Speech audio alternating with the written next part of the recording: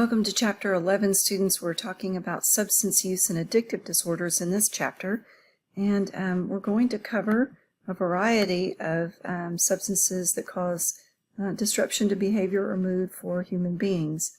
The overall cost of substance misuse in our country is $740 billion, and 135 million have used cocaine, heroin, or another illegal substance. In the past month alone, 32 million have used illegal substances, and a quarter of all teenagers have already used an illegal substance in our country. In a given year, 7.4% of teens and adults, more than 20 million, have a substance use disorder. American Indians have the highest rate of substance use disorders. Asian Americans have the lowest. Non-Hispanic white Americans, Hispanic Americans, and African Americans are in the mid-ranges. And only 18% of those with substance use disorders receive treatment from mental health professionals. So let's define a couple of terms before we continue. A drug is any substance other than food affecting bodies or minds, including alcohol, tobacco, and caffeine. Substance intoxication is a cluster of changes in behavior, emotion, or thought caused by substances. And this is from the DSM-5. And substance abuse disorders is when we actually develop maladaptive behavior patterns and reactions that are caused by repeated substance use. When we think about what is a substance use disorder, it's when an individual displays a maladaptive pattern of substance use leading to significant impairment or distress. And there's the presence of at least two of the following symptoms within a year period. And I'll let you take a look at these.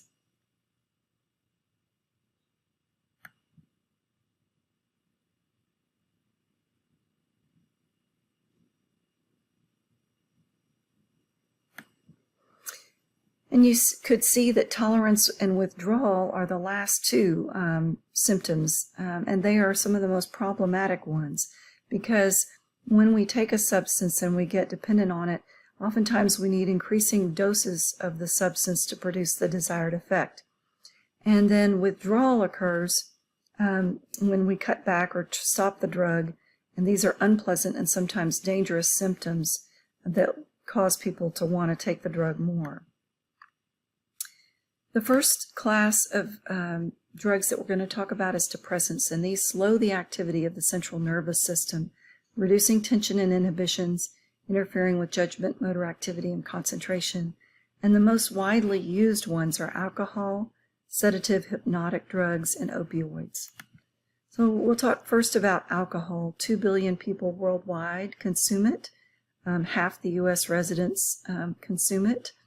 And all alcoholic beverages contain ethyl alcohol that's absorbed into the blood through the stomach lining.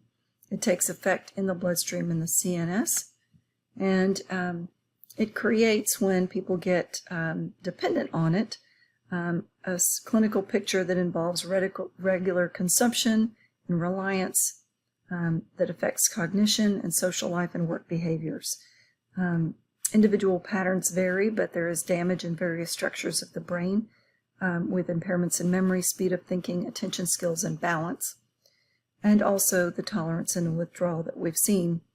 And the most severe withdrawal symptoms have to do with delirium tremens, which cause confusion, shaking, visual hallucinations, and sometimes withdrawal can even be fatal. Half of all campus sexual assaults involve alcohol use, and so when we're thinking about college life, we need to be aware of that. 700,000 students are physically or emotionally traumatized or assaulted yearly by student drinkers. 2,000 college-age deaths are tied to binge drinking. Those who live in fraternity houses and have other, kind of party or high-risk behaviors, or were binge drinkers in high school, are most likely to binge drink in college.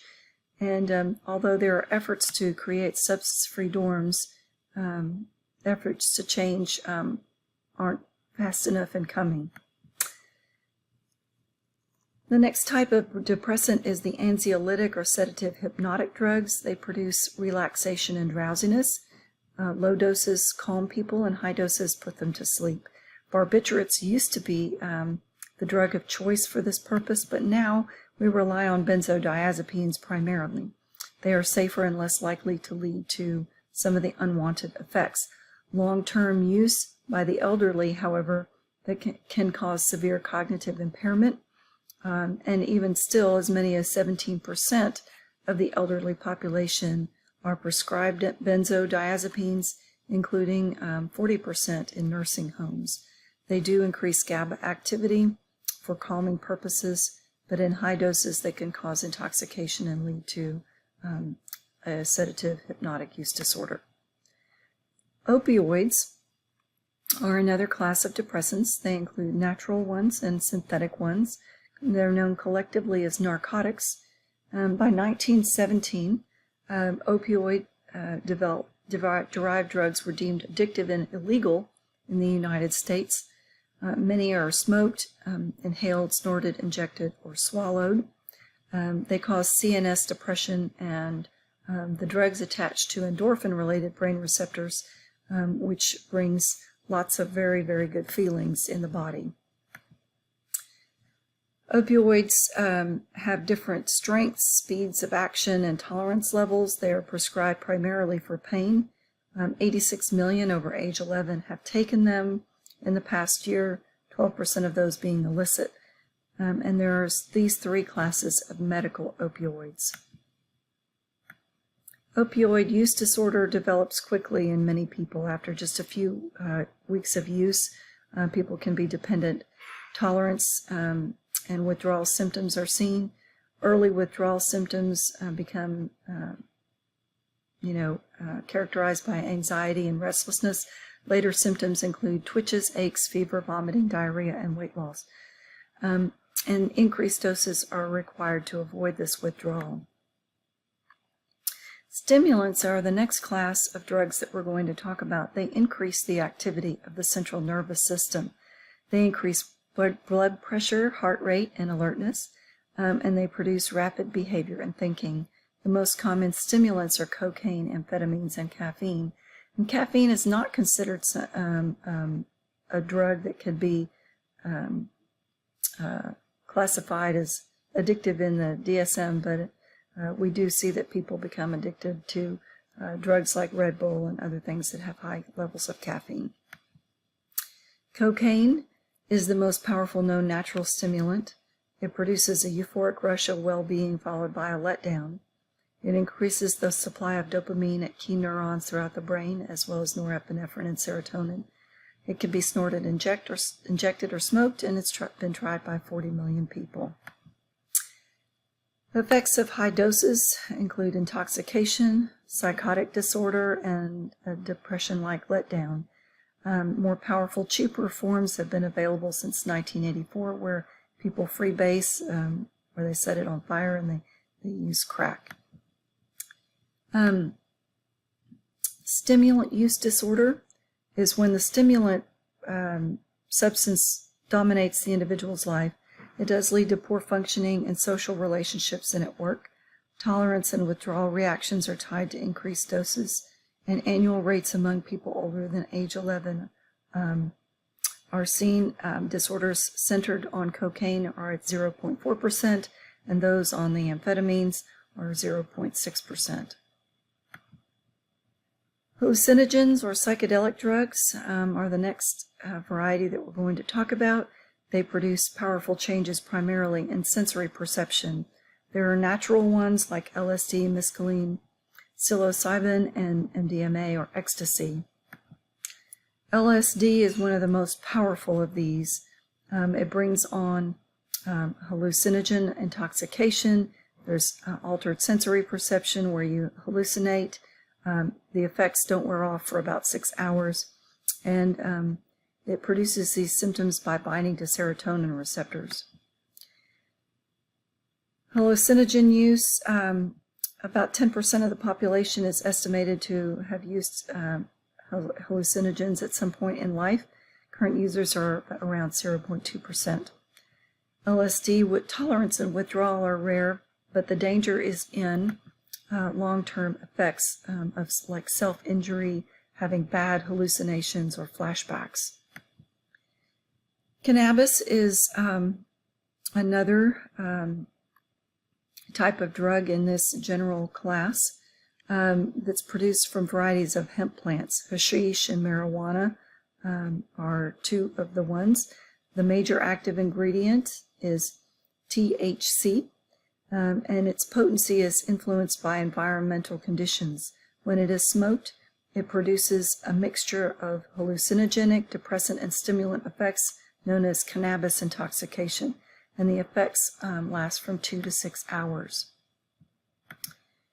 Cannabis use disorder is influenced by regular use, and it is part of the social and occupational lives of 1.6% of people in the U.S., including lots of high school students. Current varieties of marijuana are 7 times more powerful than those found in the 1970s due to higher THC content. Dangers involve tolerance and withdrawal, occasional panic, accidents in automobiles, and decreased memory while high. And there are long-term health problems and reproduction problems that occur from cannabis use. So what causes substance use disorders? We won't cover treatments, but we do, you can see those in Achieve, but we do want to cover what causes substance use disorders. Sociocultural views take a look at the environmental conditions, like living in stressful socioeconomic situations, having families that tolerate drug use, or being confronted regularly by other kinds of stress.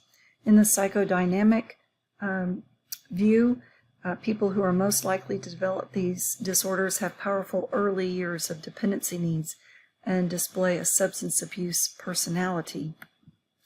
Cognitive behavioral views are people who look at people who are most likely to develop these disorders as being operantly conditioned by tension and reduction, the rewarding effects of the drugs, meaning that they get self-medicated. They have rewards-produced expectancies that the substances will be rewarding, so they take them over and over again. They are influenced by classical conditioning when cues or objects are present during drug use, like seeing a pipe or something like that. So it cues them to use the drug. Biological views are also prevalent. Biological factors such as predispositions genetically, neurotransmitters, and brain circuits play roles. In terms of genetic predisposition, there is a similarity of alcohol preferences among alcohol-preferring animals and their offspring that has been found in research. Alcoholism concordance rate is found in identical twins, and then biological parent and adoptee child alcohol abuse rates have been studied as well, and those are different. The abnormal form of dopamine 2 or D2 receptor gene in people with substance abuse disorders using molecular biology techniques has also been studied. There's a neurotransmitter-focused explanation of drug tolerance and withdrawal symptoms. So we know that drug withdrawal symptoms are caused by cutbacks in the brain's production of particular neurotransmitters during excessive and chronic drug use. So there's lower GABA production, lower endorphin production, and reduced anandamide production for alcohol, cocaine, and marijuana, respectively. The biological views involve brain circuits, like the reward circuit, the pleasure pathway in the brain. It just keeps getting hit over and over again when people use drugs, and dopamine is the key neurotransmitter in that brain circuit. Drugs stimulate structures directly and indirectly, and each time it happens, the brain becomes more and more craving of having the drug one more time. And also in the biological view, we have incentive sensitization theory. When substances repeatedly stimulate the reward center, the center develops a hypersensitivity to the substances. And then the reward deficiency syndrome says that the reward center is not readily activated by normal life events, so the person turns to drugs to get stimulation. And that is what I have to offer today on substances.